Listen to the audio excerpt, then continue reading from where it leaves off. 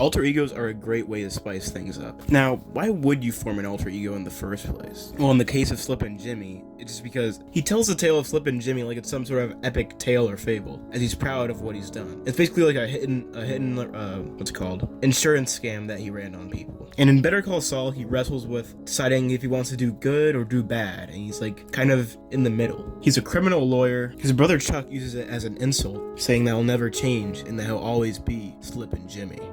Some would call an alter ego a mask, but I feel like an alter ego is when you actually take off the mask. If they want to be someone else so bad, if they didn't want to be someone else, then they wouldn't have even done it in the first place. They want to be someone else. And then Walt obviously didn't want to be who he was at the beginning of the show, aka what Walt wants to be and who Jimmy wants to be. They strive for that, you know, and they always wanted to be like that, but they never really. Well, Walt getting cancer is what pushed him into becoming that, and the whole money thing as well. Like, the Walt we see in Breaking Bad is not the Walt he lived as for most of his years. Like, even at home, you could see this. Like, he changes so much. Oh my gosh, that scene where he makes his freaking son drink until he vomits is crazy. Walt came up with Heisenberg to separate himself from like all the guilt of what he was even doing. The alter ego was more of a character he played, and then soon he became the character. Yeah, the whole Heisenberg thing got out of hand.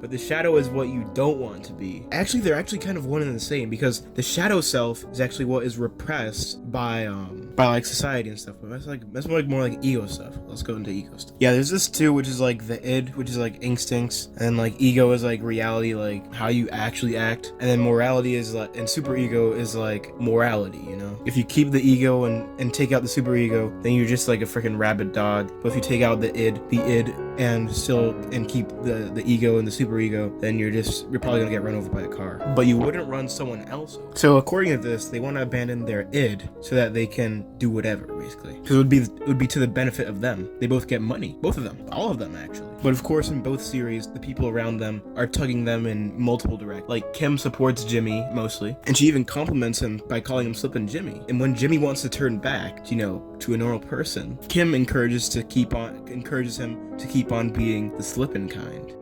And then another reversal happens where once Jimmy tears up in front of the bar committee to get his lawyer's license back, and then afterwards he tells Kim that it was all a sham, and then he's gonna become Saul Goodman after this. And meanwhile, Kim does not know what she's done. And the same thing basically happens with Walt, as she kind of just like silently stood for whatever Walt was doing. And when she found out, she did kind of snap for a little bit, but she endured it for a while. It took a long time for her to be at her breaking point. But she is literally his wife, and she could have stopped this at any moment if she wanted to. But that is easier said than done. And like, I think Slippin' Jimmy should, if he made Slippin' Jimmy to get the credit. Well, Slippin' Jimmy, it's more like a part of him than an alter ego. And that's like a nickname, really. Like, back in Cicero, that's his nickname. And Slippin' Jimmy is represented by like the type of him that like cons people, scams people, really. And he uses, I guess you could say he uses pieces of Slippin' Jimmy in his lawyering business.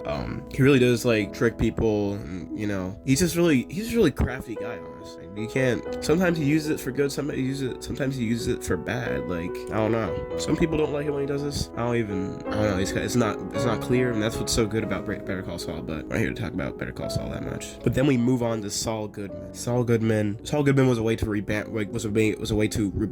Oh my gosh, I need to drink water actually. Kind of like how you want to put a business to launder your money through. And Saul Goodman's like that to Jimmy McGill. Or Slippin' Jimmy, you could say that. And then Gene Takovic is just like Saul Goodman again, except like he just commits crimes again as Gene Takovic, really. Or like an Avatar where Zuko saves Aang by wearing the blue spirit mask. He just made that character because it was convenient for him. Or another Avatar character in Legend of Korra, Amon. He's like a whole protest symbol. Like, he's like Pepe the Frog in a way. And through this character, he was actually a very big threat to Korra, who's literally the Avatar, who has all 4 elements and is getting her rear kicked by a guy who doesn't have any. All he had was influence and the persona. Oh yeah, and Zuko just saved Aang, I guess. But he did that because he's the prince of he was like the outcast of his Fire Nation, so he couldn't really show his face anyway. I mean, if you're gonna save someone from prison, you probably wouldn't show your face. And there's that episode of Adventure Time where Finn just puts on, like, he shaves his hair. No, I don't even remember. He goes by the name Man now, like just Man. And he has a mustache that he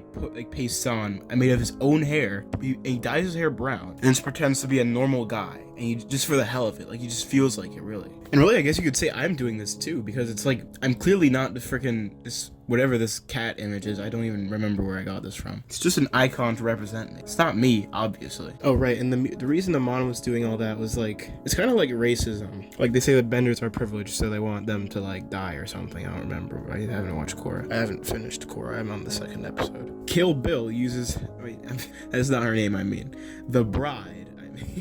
The bride is what she goes by, and in Kill Bill, whenever they try to say her name, it gets bleeped out. Probably because it doesn't have any pertinence to the story. Like, it doesn't matter what her name is. Everybody calls her Black Mamba. Like, that's her like assassin name, like stage name, I guess. So yeah. But on the cast list, it says the bride, not Black Mamba. So yeah, I guess she wields the persona of Black Mamba to get her revenge. Kind of like Amon, he's getting revenge too. Also, Amon, there's like benders, and he just can't water bend or fire bend or air bend or anything bend or earth bend. So yeah, it's why he's trying to kill all the benders, as Google has told me. I haven't finished Korra yet. Sometimes alter egos are made out of an obligation, like how Spider-Man feels like if he's not Spider-Man, then he's not doing the world any good. Like, he has to, use his great power with responsibility. That's what I was looking for. Yeah. Or an avatar, where the avatar feels that they need to use actually, the avatar isn't really an alter ego, but they still feel like they need to use their power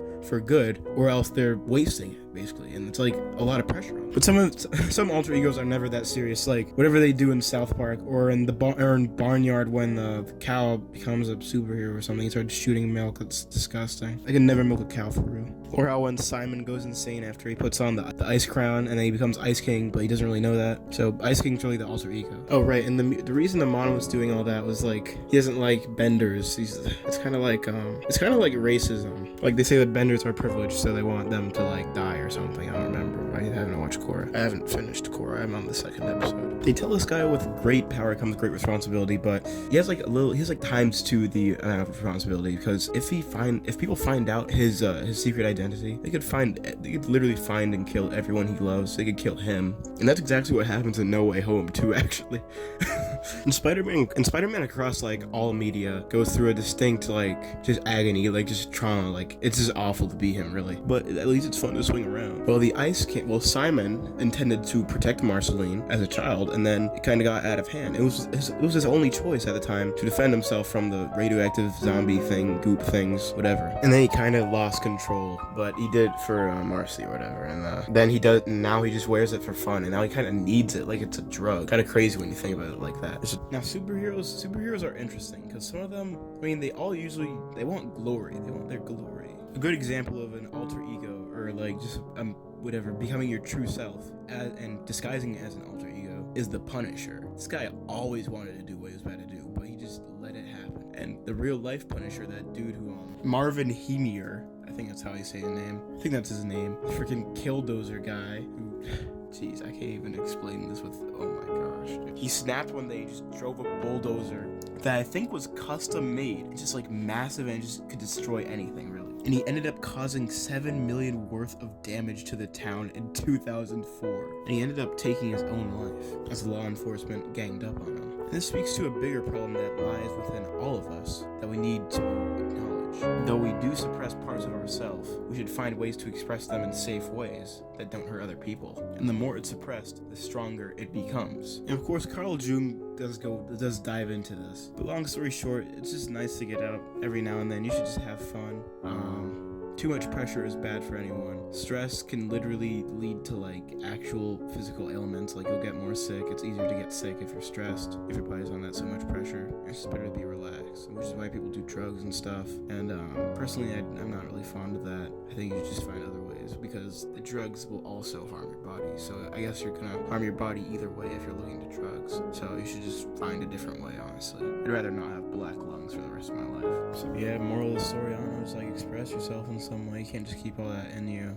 Like draw or something, get a hobby, a sport, something like that, piano, journalism, something like that. And class, remember, your last assignment is just have fun.